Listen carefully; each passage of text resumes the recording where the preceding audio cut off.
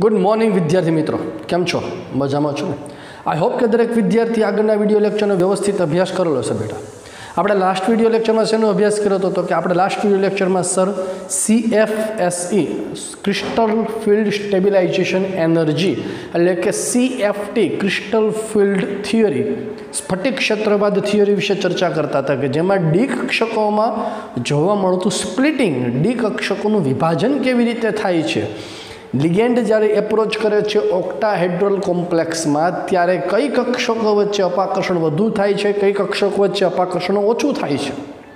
તો કે અક્ષ પર આવેલી જે કક્ષકો છે, અક્ષ પર આવેલી કક્ષકો બેટા આપણે એને શું નામ આપેલું હતું? EG કક્ષકો આપેલું હતું. કઈ કક્ષકો આવે છે? dx² - y² અને dz². જ્યારે T2G કક્ષકો, કઈ T2G કક્ષકો કહેવાતી? કે ત્રણ T2G કક્ષક dxy, dyz અને dzx. એમાં અપાકર્ષણ ઓછું થાય એટલે એની ઉર્જા ઓછી હતી, EGની ઉર્જા વધુ હતી.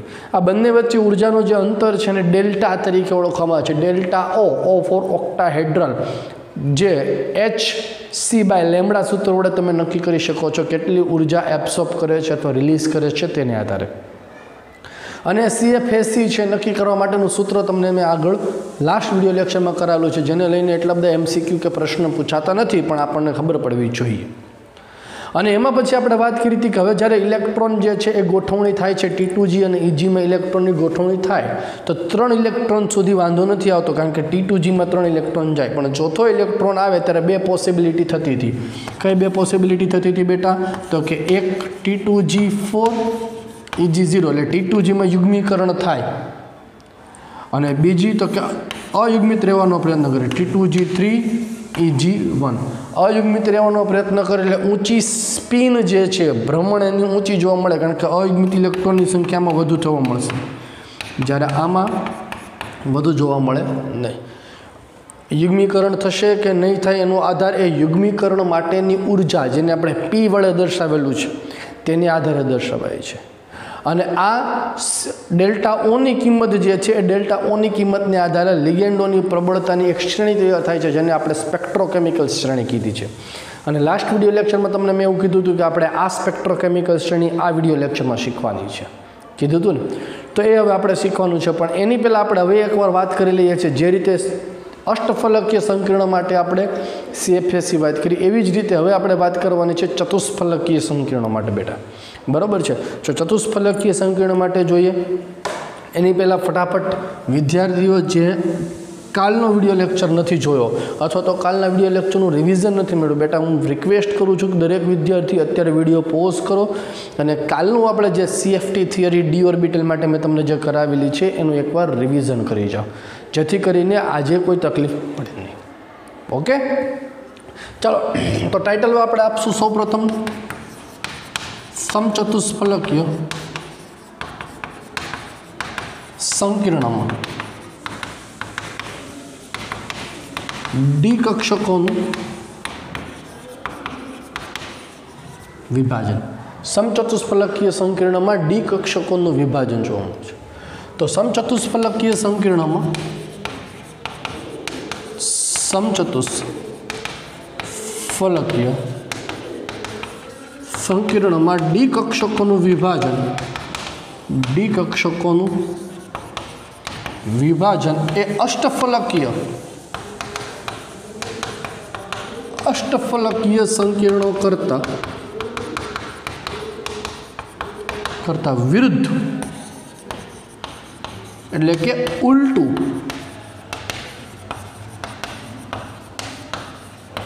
જોવા મળે છે.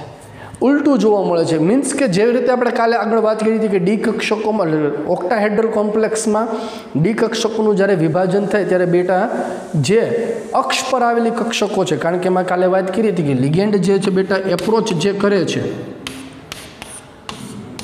એ એપ્રોચ એક્ઝેક્ટલી ક્યાંથી કરે છે? અહીંયા અક્ષ પરથી કરે છે. તો અક્ષ પર આવેલી કક્ષકો કઈ હતી? તો કે આને આપણે ધારો કે dz² કહેવાય, આ કઈ કહી શકાય? dx² - y². તો એમની વચ્ચે રિપલ્સન છે વધુ થતું હતું, માટે એમાં અપાકર્ષણ વધુ થાય, માટે આ બે કક્ષકો છે ને આપણે શું કીધું હતું? EG. એટલે અહીંયા EG છે એની ઉર્જા વધે છે, T2Gની ઉર્જા ઘટતી હતી. ખાસ વસ્તુ અહીંયા યાદ રાખશું કે હવે જ્યારે સમચતુષ્ફલકીયની વાત કરીએ ત્યારે G સબસ્ક્રિપ્ટ છે, જેને જી પાદાક્ષર તરીકે ઓળખવામાં આવે છે, એ જીનો શબ્દનો ઉપયોગ નહીં કરે. એટલે ઈ કક્ષક કઈ આવશે તો કે dz² dx² -y². T2 કક્ષક કઈ આવશે dxy dyz અને dzx આવશે. બરાબર. જી ટર્મિનોલોજી એ ઓક્ટાહેડ્રલ માટે જ છે, ટેટ્રાહેડ્રલ માટે નથી. જી પાદાક્ષરનો ઉપયોગ નહીં કરે, યાદ રાખજો. ચાલો, તો હવે આપણે જોઈએ છીએ કે જ્યારે સમચતુષ્ફલકીય માટે આપણે વાત કરીએ છીએ ત્યારે રિપલ્સન જે છે એ રિપલ્સન લિગેન્ડ છે કઈ જગ્યાએ એપ્રોચ કરશે, કેવી રીતે એપ્રોચ કરશે એની આપણે વાત કરીએ. ચાલો, જો આ મેટલ છે અને આ સમચતુષ્ફલકીય આકાર છે. હવે અહીંયા જ્યારે તમારો લિગેન્ડ એપ્રોચ કરે છે એ એક્ઝેક્ટલી એક અક્ષ ઉપર તો કોઈ જગ્યાએ નથી આવવાનું, પરંતુ લિગેન્ડ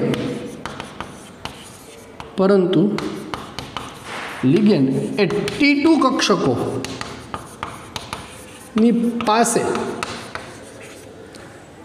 થી મેટલ પર આકર્ષાય છે. આ જે સમચતુષ્ફલકીયમાં અહીંયા આ ધારો કે તમારે અહીંયા XY સમતલની જો આપણે વાત કરીએ, બરાબર, તો આ x અક્ષ થાય, આ તમારો z અક્ષ, આ y અક્ષ, x y z સપોઝ આને આપીએ. આ ચતુષ્ફલકીય આકાર છે તમારો.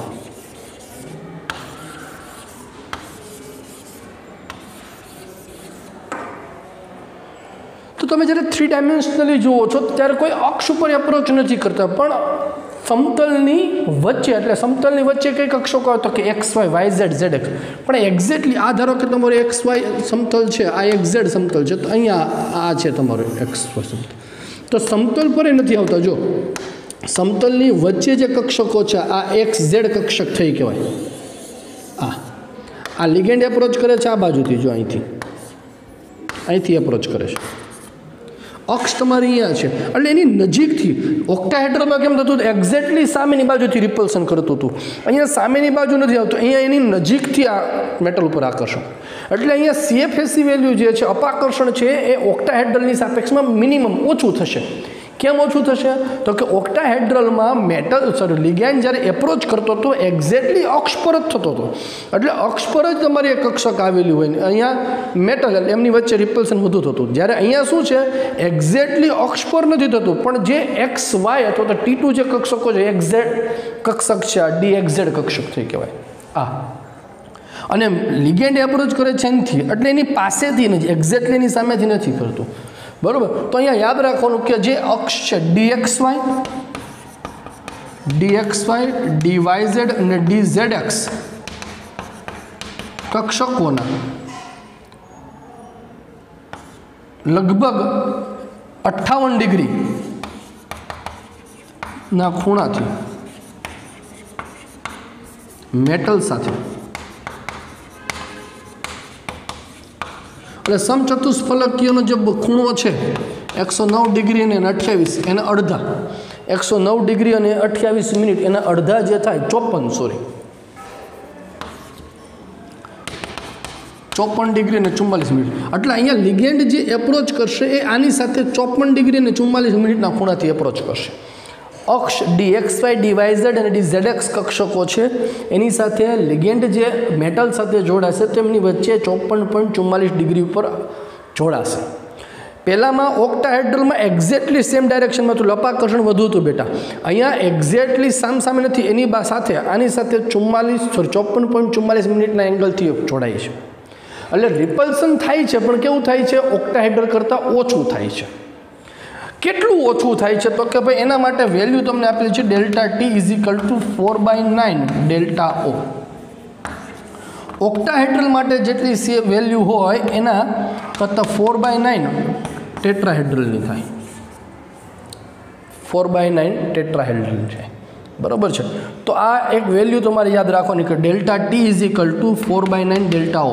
શા માટે આવું થયું બેટા એ તમને ખબર પડવી જોઈએ. શા માટે આવું થયું તો કે અહીંયા लिगेंड जे मेटल साथे एप्रोच करे छे ए ऑक्टाहेड्रलनी जेम एक्जेक्टली अक्ष पर नथी थतुं। कक्षको जे उपर जे रीते छे कक्षकोनी साम सामे नथी थतुं, पण कक्षक साथे 54 मिनिट અને 44 ડિગ્રી સોરી 54 ડિગ્રી અને 44 મિનિટના એંગલથી એપ્રોચ કરે છે બેટા। માટે જે છે અહીંયા તમે ડેલ્ટા ટીની વેલ્યુ ડેલ્ટા ઓ કરતાં ઓછી, આ ઓછી જ થાય, 4/9 તમે ગુણોત્તર કરો એટલે પોઈન્ટમાં વેલ્યુ આવશે। એટલે ડેલ્ટા ઓની કિંમત વધુ હોય, ડેલ્ટા ટીની કિંમત ઓછી છે। O for octahedral, T for tetrahedral કેટલા ગણી ઓછી જોવા મળે? તો કે 4/9 ગણી ઓછી જોવા મળે, 4/9 ગણી ઓછી જોવા મળે। Is it okay? ક્લિયર છે? તો કેવી રીતે શું થશે સ્પ્લિટિંગમાં આપણે જોઈ લે, એકવાર સ્ક્રીનશોટ લઈ લેજો અને તમારી ટેક્સ્ટબુકમાંથી તમારે વાંચવાનું છે, બરાબર? એકદમ સરળ ટોપિક છે, તમને ખબર પડી જાય। આપણે આગળ વાત કરી તે પ્રમાણે કે આ ઉર્જા સ્તર છે,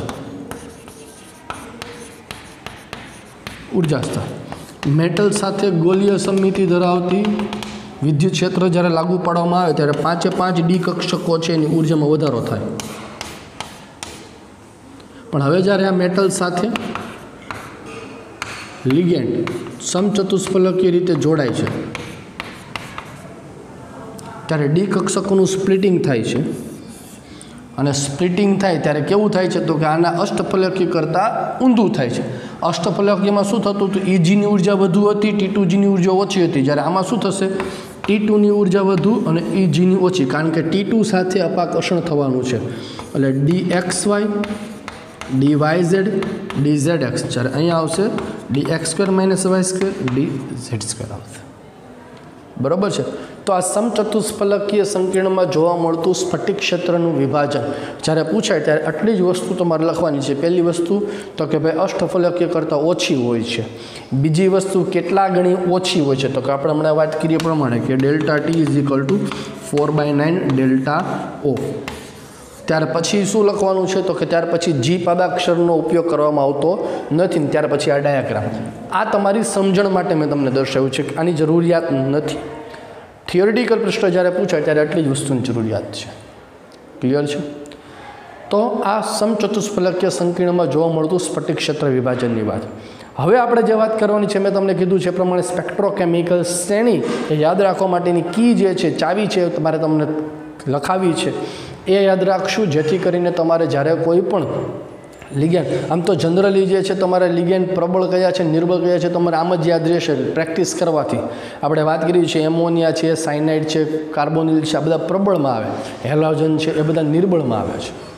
पाणी जे छे क्यारे प्रबल बने क्यारे निर्बल बने, एमोनिया प्रबल निर्बल क्यारे बने ए बधी वस्तु मैं तमने आगळ कही दीधी छे जे रेग्युलर रूटीनमां तमारे आवशे। पण बाय चांस जो परीक्षामां स्पेक्ट्रोकेमिकल श्रेणी लखवानी पूछाई जाए तो तमने आवडवी जोईए। એટલા માટે જે છે હું તમને સ્પેક્ટ્રોકેમિકલ યાદ રાખવા માટેની એક ચાવી લખાવવાનો છું સરસ મજાની। હા, એ ચાવી યાદ રાખવી પડશે, પછી તમે સાહેબ એ ચાવી યાદ રાખવા માટેની કોઈ ચાવી આપો ને એવું નથી, બરાબર? ચાલો સ્ક્રીન પર જે દેખાય છે ફટાફટ સ્ક્રીનશોટ લો, વિડીયો પોઝ કરો અને વિડીયો પોઝ કરીને તમારે સમચતુષ્ફલકીય માટેની જે સ્પ્લિટિંગ છે એ વાંચી જાઓ। ચાલો તો હવે વાત કરવાની છે આપણે સ્પેક્ટ્રોકેમિકલ શ્રેણી યાદ રાખવા માટેની કી। સરસ મજાની કી છે, અહીંયા તમારી સાથે લાવ્યો છું।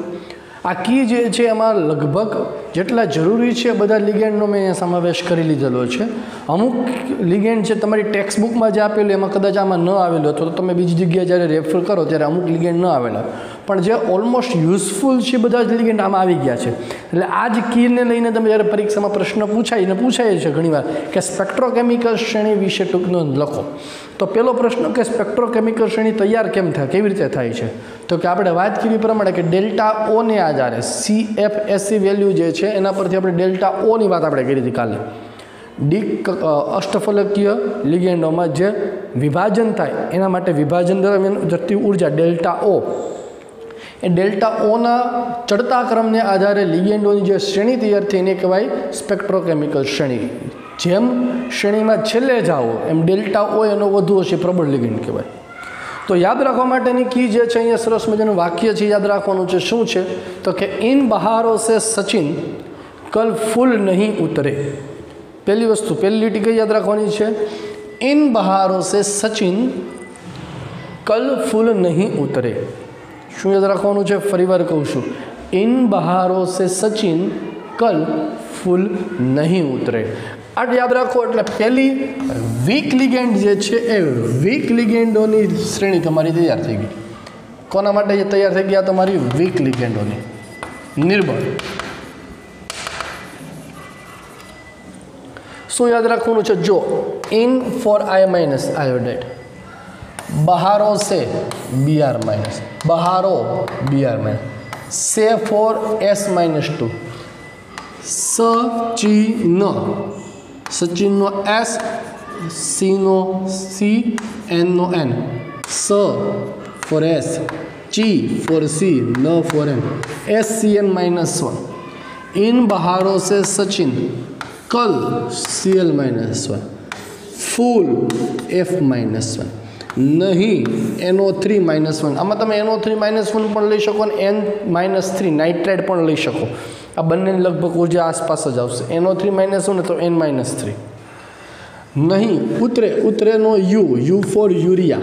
आ खास ध्यान रखजो नहीं NO3-1 छे एटले नहीं NO3-1 एटले कोण थवानुं छे नाइट्रेट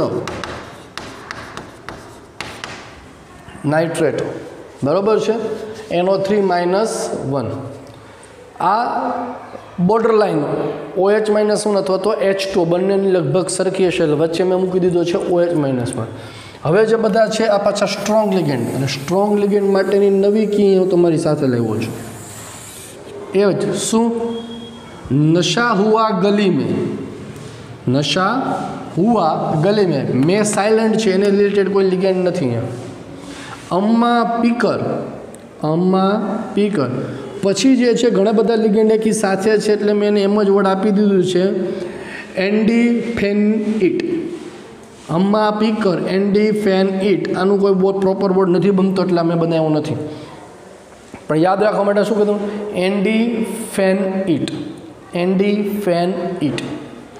शुं याद राखशुं आपणे नशा हुआ गली में अम्मा पीकर एंडीफेनिट अम्मा पीकर एंडीफेनिट।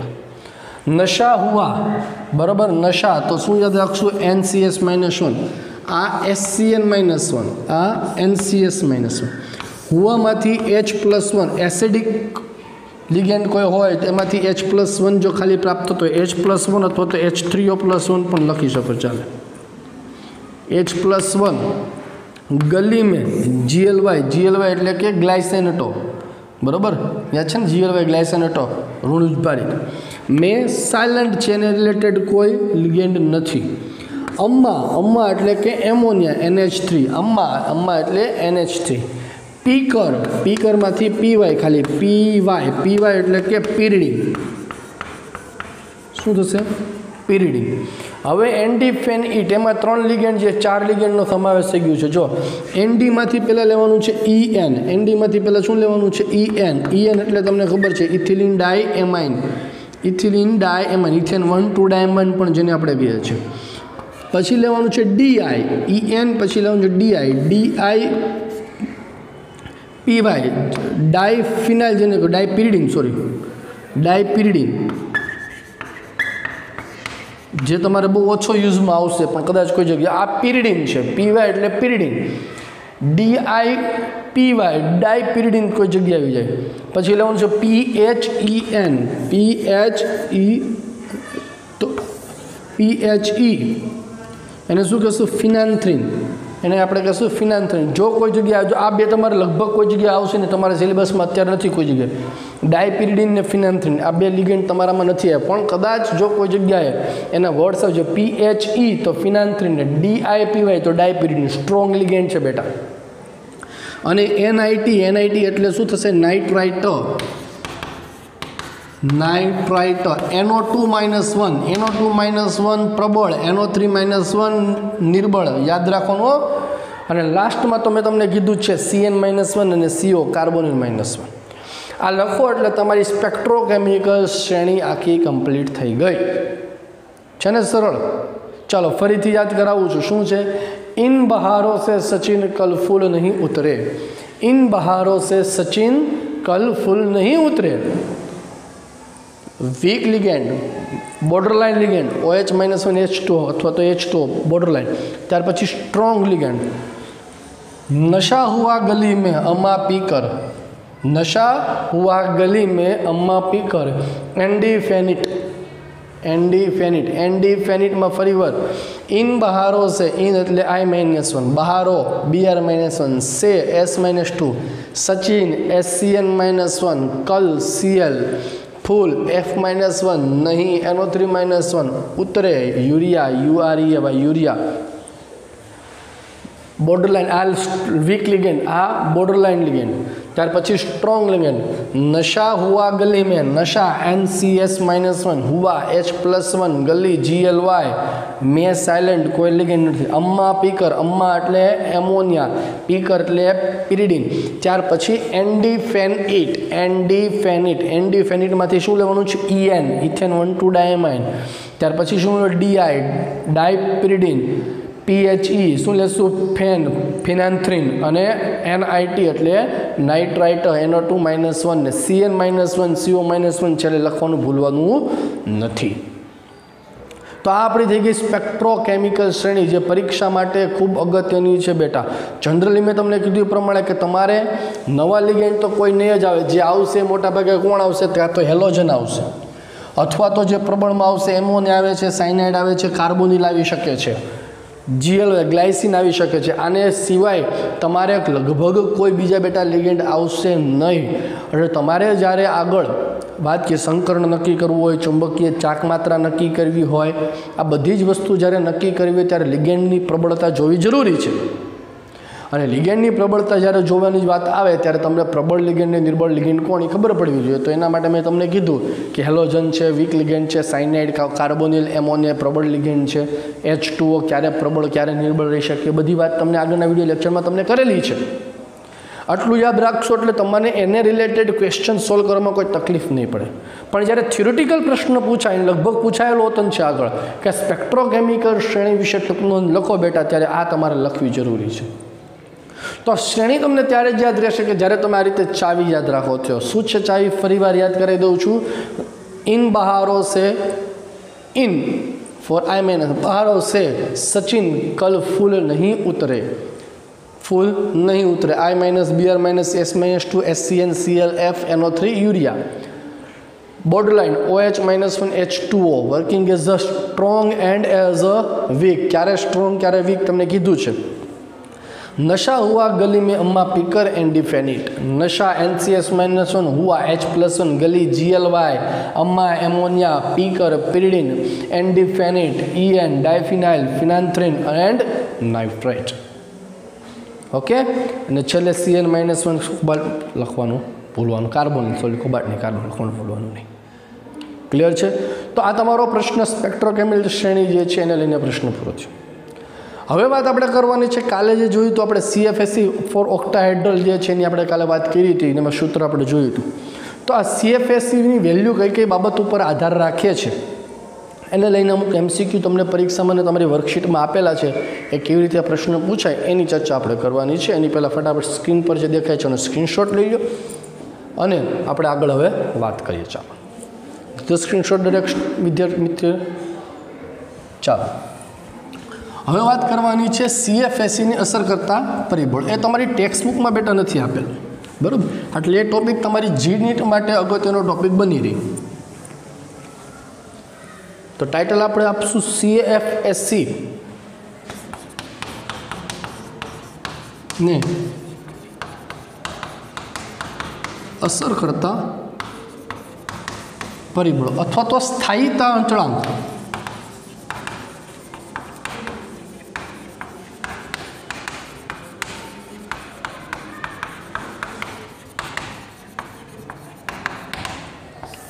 સ્થાયીતા અચળાંકને અસર કરતા પરિબળો, બરાબર? સ્ટેબિલિટી કોન્સ્ટન્ટ, સ્થાયીતા અચળાંક એટલે ખરેખર કોણ થયું કહેવાય? CFSEની વેલ્યુ જ થઈ કહેવાય। કઈ કઈ બાબત ઉપર આધાર રાખે? તો કે પહેલી બાબત લિગેન્ડના સ્વભાવ પર,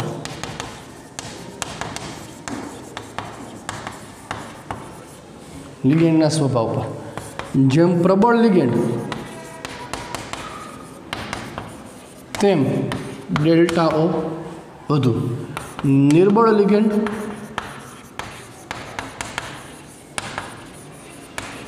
तेम डेल्टा ओछું। પ્રબળ લિગેન્ડ અને નિર્બળ લિગેન્ડ. ત્યાર પછી મધ્યસ્થ ધાતુ આયનનો વીજભાર.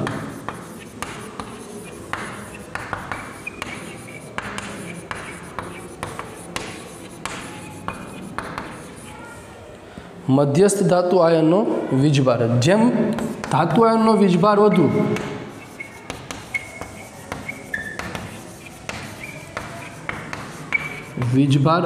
તેમ ડેલ્ટા ઓ વધુ.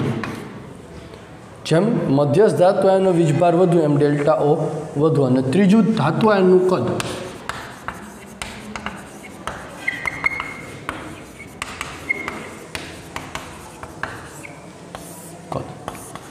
ધાતુ આયનનું કદ વધુ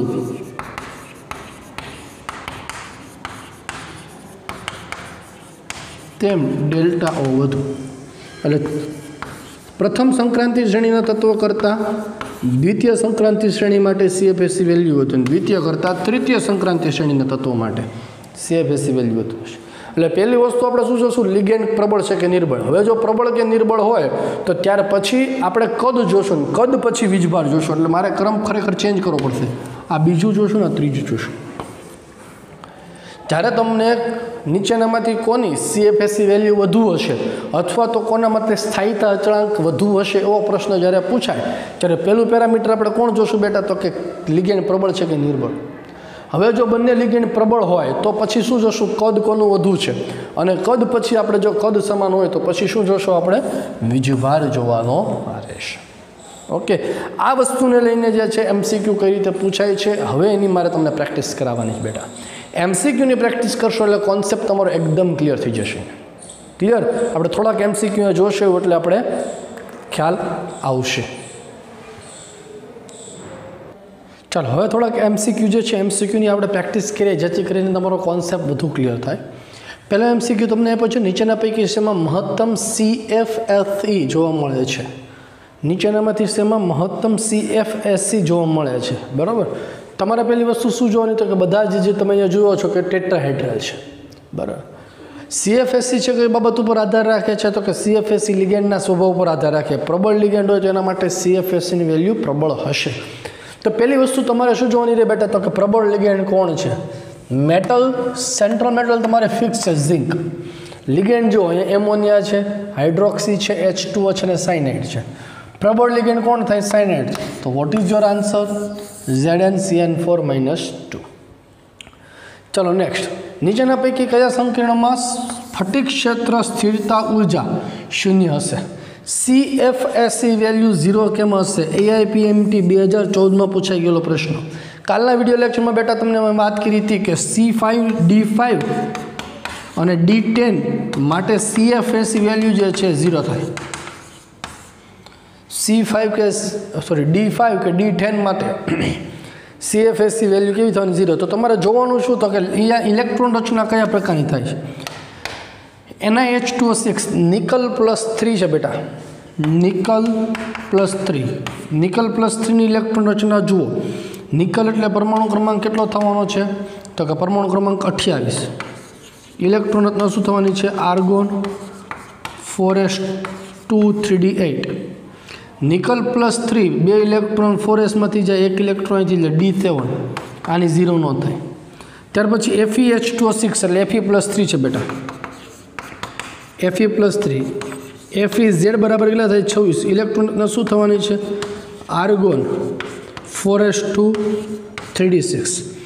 Fe+3 એટલે 3 ઇલેક્ટ્રોન તમારે દૂર કરવાના છે. 3 ઇલેક્ટ્રોન 4sમાંથી 3dમાંથી જાય તો Fe+3 માટે ઇલેક્ટ્રોન રચના શું થવાની છે, 3d5. અને 3d5 હોય તો CFSEની વેલ્યુ કેવી થવાની છે બેટા, 0 થાય. તો what is your answer, FeH2O6+3. Clear? ચલો નેક્સ્ટ, ત્યાર પછી ધ્યાન આપો. હવે તમને એવું પૂછ્યું છે કે CFT પ્રમાણે K4FeCN6માં Feની સાચી ઇલેક્ટ્રોન રચના જણાવો. ચાલો જુઓ, K4FeCN6 Feની ઓક્સિડેશન સ્ટેટ કેટલી થવાની બેટા, તો કે Fe+2 થવાનું, કારણ કે પોટેશિયમ +4 -6 -2 સામેની બાજુ જાય તો +2. Fe+2 ઇલેક્ટ્રોન રચના શું થવાની, તો કે FeZ બરાબર કેટલો થાય, 26. ઇલેક્ટ્રોન રચના શું થાય, આર્ગોન 4s2 3d6. Fe+2 એટલે 2 ઇલેક્ટ્રોન 4sમાંથી થાય એટલે 3d6 થાય. छ इलेक्ट्रॉन बेटा तमारे गोठववाना छे। साइनाइड केवो लिगेंड थाय? प्रबळ। प्रबळ लिगेंड होय तो युग्मीकरण करे। पण 6 इलेक्ट्रॉन छे तो 2 पॉसिबिलिटी थाय, आपणे खबर छे CFT प्रमाणे। कई इलेक्ट्रॉन रचना थवानी T2G वाળી इलेक्ट्रॉन रचना जुओ तो एक T2G3 EG3 थाय अथवा तो T2G6 EG0। का तो युग्मीकरण नहीं करे, सॉरी युग्मीकरण करशे अथवा तो नहीं करे। युग्मीकरण क्यारे करे ने क्यारे न करे? तो कि प्रबळ लिगेंड होय तो युग्मीकरण करे। साइनाइड केवो छे? प्रबळ, तो युग्मीकरण थाय तो T2G6 EG0, T2G6 EG0, option number C, answer is C। बराबर। चलो त्यार पछी ध्यान आपो, त्यार पछीनो प्रश्न छे अगत्यनो प्रश्न। तमने एवुं पूछ्युं छे अहींया कि भाई D6 निम्न स्पिन रचना माटे, D6 निम्न स्पिन रचना माटे, चलो CFSC કેટલી થાય? AIPMT 2012 નો સવાલ છે, બરોબર। નિમ્ન સ્પિન બેટા, નિમ્ન સ્પિન ઇટ મીન્સ શું? T2G6 EG0, T2G3 EG0, D6 રચના થયા। નિમ્ન સ્પિનનો અર્થ શું છે? તો કે પ્રબળ લિગેન્ડ હોય, યુગ્મીકરણ થયેલું છે। ઉચ્ચ સ્પિન કીધું તો અયુગ્મિત ઇલેક્ટ્રોન, બધા અયુગ્મિત ઇલેક્ટ્રોન હોય, નિર્બળ લિગેન્ડ છે કહેવાય, બરાબર। આ ખબર હોવી જોઈએ। तो CFSC आ प्रकार की CFSC नक्की करवा माटेनुं सूत्र शुं? तो कि NT2G -0.4 डेल्टा वत्ता NEG 0.6 डेल्टा वत्ता NDSP। NT2G एटले शुं थशे? तो कि T2G में रहेला इलेक्ट्रॉन, NEG एटले शुं थशे? EG में रहेला इलेक्ट्रॉन, NDSP एटले शुं? केटला इलेक्ट्रॉननुं युग्मीकरण थये, केटला इलेक्ट्रॉन युग्म थाय छे अथवा तो पेर केटली बने छे। युग्मीकरण पामेली जोड़, युग्मीकरणनी जोड़ केटली बने छे, NDSP। तो निम्न स्पिन रचना माटे लिगेंड केवो छे? प्रबळ। तो इलेक्ट्रॉन रचना शुं थवानी छे? आ खबर होवी जोईए बेटा। D6 निम्न रचना माटे इलेक्ट्रॉन रचना शुं थवानी छे? तो कि T2G6 EG0, T2G6 EG0। तो N T2G बराबर કેટલા આવશે? 6, NEG बराबर કેટલા આવશે? 0 અને NDSP બેટા T2G એટલે કેટલી કક્ષકો છે? 3 હોય, DXY, DYZ અને DZX। 6 એટલે કેટલા? 3 જોડ બનવાની। તો NDSP બરાબર કેટલા આવવાના છે અહીંયા? તો કે NDSP બરાબર 3।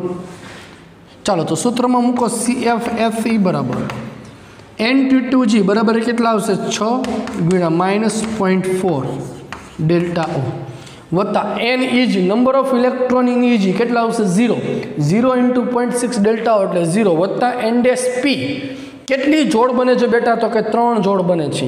કેટલી જોડ બને છે? 3 જોડ બને છે, 3P। 6 × 0.4 बराबर, એટલે 6 ચોક 24 -2.4 डेल्टा O प्लस 3P। -2.4 એટલે -24/10 લખાય, डेल्टा O प्लस 3P। ऊपर नीचे बे बाजू थी बब्बे कैंसल थे तो केटला आवशे? -12/5 डेल्टा O प्लस 3P तमारो जवाब आवशे, ऑप्शन बी, बराबर। तो आ AIPMT 2012 माटे आपनो प्रश्न पूछाई गयो तो कोई जग्या P वाळो जो आवे तमारी वर्कशीट में तमने आपेलो छे तो तमने आ सूत्र परथी तमे नक्की करी शको। क्लियर? चलो फटाफट स्क्रीनशॉट लो એટલે આપણે આ ટાઈપના હજી બીજા MCQ છે એની થોડી પ્રેક્ટિસ કરીએ એટલે તમને વધારે ક્લિયર થાય। ચાલો નેક્સ્ટ એક્ઝામ્પલ ઉપર આપણે આગળ વાત કરીએ છીએ। નીચે આપ્યું છે કે નીચેના પૈકી કયું સંકીર્ણ સૌથી વધુ સ્થાયી સ્થિરતા અચળાંક ધરાવે છે? વધુ સ્થાયી સ્થિરતા અચળાંક જે સ્ટેબિલિટી કોએફિશિયન્ટ, સ્થિરતા અચળાંકને લઈને એક અલગ ટોપિક જે છે કદાચ JEE એડવાન્સમાં પ્રશ્ન પૂછાય, JEE મેઇન એડવાન્સ। આપણે આના પછીના વિડીયો લેક્ચરમાં એના વિશે થોડી ડિટેલમાં ચર્ચા કરવાની છે, પણ જનરલી હું તમને હિન્ટ આપું છું કે પકડવા કેવી રીતે, આવી રીતે સ્થિરતા અચળાંકને લઈને પ્રશ્ન જ્યારે પૂછાય તો કઈ વસ્તુને ફોકસ કરીને ચાલુ। ધારો કે તમારો ટોપિક એ ક્લિયર નથી તો કઈ વસ્તુને પકડીને ચાલુ? તો કે તમારે ધ્યાન રાખવાનું કે જેમ લિગેન્ડ તમારો પ્રબળ એમ તમારો સંકીર્ણ વધુ સ્થાયી, ને જેમ વધુ સ્થાયી એમ સ્થિરતા અચળાંક વધુ। तो तमारे जोवानुं शुं तो कि आमां प्रबळ लिगेंड कोण छे? तो कि भाई लिगेंड कोण छे? Cyanide ammonia ammonia. प्रबळ कोण थवानुं? साइनाइड। तो तमारो जवाब मित्रों ए अने डी मांथी सी मांथी आववानो छे। હવે પછી વાત કરીએ તો બીજું ફેક્ટર કયું જોવાનું, તો કે કદ ઉપર, જેમ કદ વધુ એમ વધારે સ્થાયી. કોપર અને કેડમિયમ, વધારે કદ કોનું થવાનું છે? તો કોપર છે 3Dનું છે, કેડમિયમ છે 4Dનું, તો આનું કદ વધુ થવાનું, તો આ વધુ સ્થાયી થવાનું. તો આનો સ્થિરતા અચળાંક છે કેવો જોવા મળશે તમને બેટા? વધુ જોવા મળશે. તો જવાબ આવશે તમારો સી. તો આ પ્રકારના થોડાક એક્ઝામ્પલ તમારી તમારી વર્કશીટમાં એ આને આપેલા છે, આ ટાઈપના આપેલા. આ ટાઈપના જ્યારે MCQ હોય ત્યારે તમારે શું જોવાનું છે? તો કે ત્યારે તમારે માત્ર ને માત્ર આ જ વસ્તુને ધ્યાનમાં રાખવાની કે જેમ પ્રબળ લિગેન્ડ એટલે કે CFACની અસર કરતા પરિબળો છે ક્રમમાં જોતા જવાના. બરાબર? ચાલો આનો સ્ક્રીનશોટ લઈ લેજો, એટલે બાકીના MCQ સમજવા માટે જગ્યા જોઈએ જ મારે. એટલે ચાલો હવે જુઓ, ધ્યાન આપો. પેલો MCQ તમને અહીં આપ્યો છે. ચાલો વાત આપણે કરવાની છે FeH2 અને K2NaCl4 માટે CFSE વેલ્યુ અનુક્રમે કેટલી થશે બેટા? એ તમને પૂછ્યું. ચાલો ધ્યાન આપો. જો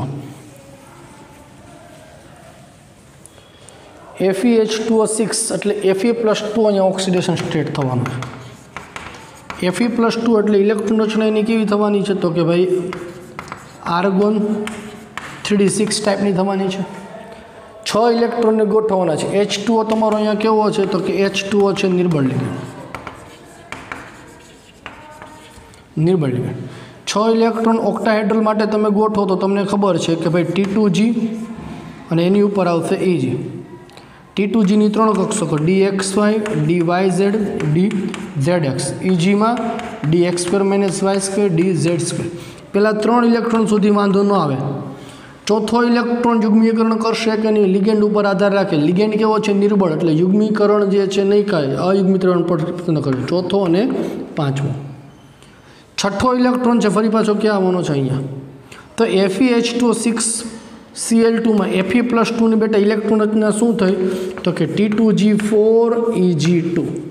T2G4Eg2 ટાઈપની ઇલેક્ટ્રોન રચના થઈ. તો T2G બરાબર કેટલા આવશે? 4. Number of electron in T2G અને number of electron in Eg2. CFSE નક્કી કરવા માટેનું સૂત્ર શું થવાનું છે બેટા? CFSE for ઓક્ટાહેડ્રલ.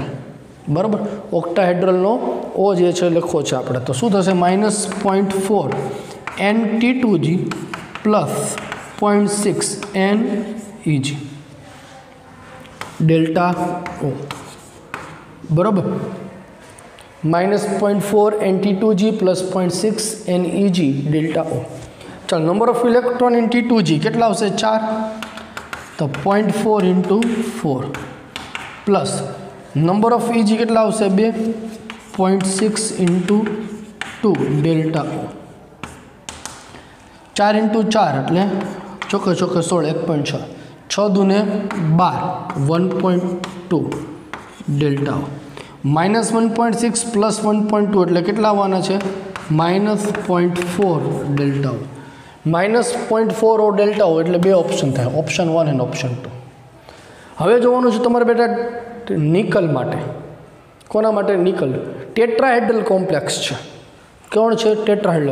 આ સ્ક્રીનશોટ એટલે હું એ બીજું સમજાવું તમને. ચાલો બરાબર? ટેટ્રાહેડ્રલ કોમ્પ્લેક્સ છે હવે તમારી પાસે. એટલે CFSE ફોર ટેટ્રાહેડ્રલ માટેનું સમીકરણ શું થશે? CFSE ફોર ટેટ્રાહેડ્રલ ઓક્ટાહેડ્રલ કરતાં કેવું થવાનું છે? વિપરીત થવાનું છે. -0.6 delta NT2G NEG plus 0.4 NT2G ઓક્ટાહેડ્રલ માટે. ટેટ્રાહેડ્રલ. ઓક્ટાહેડ્રલમાં શું થતું હતું? અહીંયા ખાલી વેલ્યુ -0.4, 0.6. ટેટ્રાહેડ્રલમાં 0.6, 0.4. ચાલો K2NaCl4 નિકલ +2 ઓક્સિડેશન સ્ટેટમાં છે. નિકલ +2. નિકલની ઓક્સિડેશન પરમાણુ ક્રમાંક Z બરાબર 28. ઇલેક્ટ્રોનના શું થશે? Argon 4s2 3d8. પણ નિકલ +2 એટલે ખાલી શું થવાનું? 3d8. ટેટ્રાહેડ્રલ માટે હંમેશા શું થવાનું છે? EG ક્યાં રહેવાનો છે? નીચે. T2G ક્યાં રહેવાનો છે? ઉપર. EG એટલે DX2 - Y2 DZ2. DXY, DYZ અને DZX. ક્લોરીન કેવો છે બેટા? નિર્બળ લિગેન્ડ છે. નિર્બળ લિગેન્ડ છે એટલે ઇલેક્ટ્રોનનું યુગ્મીકરણ કરી શકે નહીં. બરાબર? એટલે ઇલેક્ટ્રોન કેવા રહેવાનો પ્રયત્ન કરશે? D8 છે. ગોઠવો ચાલો. 1, 2 3 4 5 जो बेटा अँ प्रबल लिगेंड होत तो આપણે ચોથો બીજો ત્રીજો ઇલેક્ટ્રોન અહીંયા જ આવી જશે પણ પ્રબળ નથી નિર્બળ ઇલેક્ટ્રોન નિર્બળ लिगेंड છે એટલે અયુગ્મિત રહેવાનો પ્રયત્ન કરે 1 2 3 4 5 8 ઇલેક્ટ્રોન ગોઠવવાના 6 7 8 થઈ ગયા 1 2 3 4 5 6 7 8 तो Eg4 T2G4 प्रकारनी रचना थी Eg4 T2G4 इलेक्ट्रॉन रचना आमा सूत्र में मूकी देजो गणतरी कर नाखजो जवाब तमारो आवी जशे क्लियर है दरेक ने चलो तो आ बात करी K2 जो आ सूत्र खास याद रखवानुं एक आ ध्यान रखवानुं अने बीजी खास वस्तु कई याद रखवानी टेट्राहेड्रल माटे Eg नीचे जशे T2G ऊपर जशे जरा ऑक्टाहेड्रल में शू थतुं T2G नीचे Eg ऊपर जतुं हतुं बराबर है एटले आ डिफरन्स है तमारे खास याद रखवानो छे चालो त्यार पछी हवे बात करिए नेक्स्ट अष्टफलकीय संकीर्ण में Z अक्ष पर रहेला इलेक्ट्रॉन Z अक्ष पर रहेला बंने इलेक्ट्रॉन दूर थता नीचेनामांथी कयुं विभाजन जोवा मळे विभाजननी भात जोवा मळे तो पहला आपणे ऑक्टाहेड्रल कॉम्प्लेक्स माटे जोई लीए कि ऑक्टाहेड्रल कॉम्प्लेक्स में Z अक्ष परना इलेक्ट्रॉन कीधा एटले कया थशे एटले आ मुख्य अक्ष तमारी Z थवानी छे आ X आ Y आ Z अक्ष परना इलेक्ट्रॉन बेटा दूर करवाने कीधा छे एटले तमारे आ दूर थवाना Z अक्ष परना दूर करो एटले अष्टफलकीयमांथी कई रचना थशे स्क्वेर प्लेनर समतलीय चौरस समतलीय चौरस में कई प्रकार की भात जो मळे एवुं पूछ्युं छे तमे अहींया डी कक्षको माटे अष्टफलकीयनी भात जोई थी T2G नीचे Eg ऊपर चतुष्फलकीय माटे जोई थी Eg नीचे T2G ऊपर पण समतलीय चौरस माटे भात नहोती जोई तो हवे अहींया तमारा माटे समतलीय चौरस माटे केवी रचना जोवा मळे मात्र याद राखवानुं छे जो अष्टफलकीय अने चतुष्फलकीय में रीजन साथे तमने समजाव्युं तो शा माटे Eg नीचे के Eg ऊपर T2G नीचे T2G ऊपर थाय अहींया समतलीय चौरस में आपणे रीजन ऊपर नहीं जता बेटा सेम केवी रीते आपणे स्प्लिटिंग थाय छे मात्र ने मात्र खाली याद राखी ल्यो कारण के रीजन तमारा माटे कामनुं नथी तमारा माटे खाली आ समतलीय चौरस रचना में जोवा मळतुं विभाजन DXY YZ नीचे एना करता ऊपर DZ² एना करता ऊपर DXY एना करता ऊपर DX² - Y² थशे बस आटલું याद राखी ल्यो समतलीय चौरस रचना माटे विभाजन याद राखवानुं छे अष्टफलकीय और चतुष्फलकीय माटेनुं विभाजन कारण सहित समजाव्युं शा माटे ऊर्जा ओછી थाय छे शा माटे ऊर्जा वधे छे अहींया कारण उपर नथी जतो तमारा माटे कारण के कारण अगत्यनुं नथी अहींया मात्र ने मात्र क्रम याद राखवानो छे ए आ क्रम याद राखी लेजो IMP कदाच कोई जग्याए आवी जाय तो समतलीय चौरस रचना माटे विभाजन जो अष्टफलकीय माटे विभाजन में शू आवतुं हतुं तो कि भाई T2G एटले DXY DYZ DZX एना करता वधु ऊर्जा DX² - Y² DZ² नी थती थी चतुष्फलकीय में आनी ओછી अने आनी वधु थती थी ज्यारे समतलीय चौरस में DXY YZ एना करता DZ² एना करता DXY DX² - Y² एक ज मिनिट अहींया भूल छे चतुष्फलकीय रचना माटे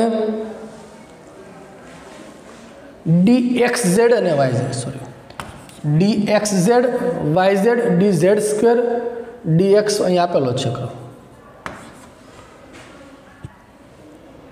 ना आज DXZ YZ DZ² DXY DX² - Y² आ क्रम याद राखवानो क्लियर है तो आजनो विडियो लेक्चर से बेटा अहींया सुधी राखीए छीए CFSE ने लईने जेटला पण प्रश्न तमने पूछाय ए वर्कशीट सॉल्व करशो एटले तमने वधारे ख्याल आवशे कालना विडियो लेक्चर में आपणे थोड़ीक स्टेबिलाइजेशन स्थिरता अचळांक स्टेबिलिटी कॉन्स्टंट विषे बात करवानी छे अने थोड़ाक कोऑर्डिनेशन कम्पाउंडना रंग विषे डिस्कशन करी अने मर्यादा जोशे ओके चलो बाय।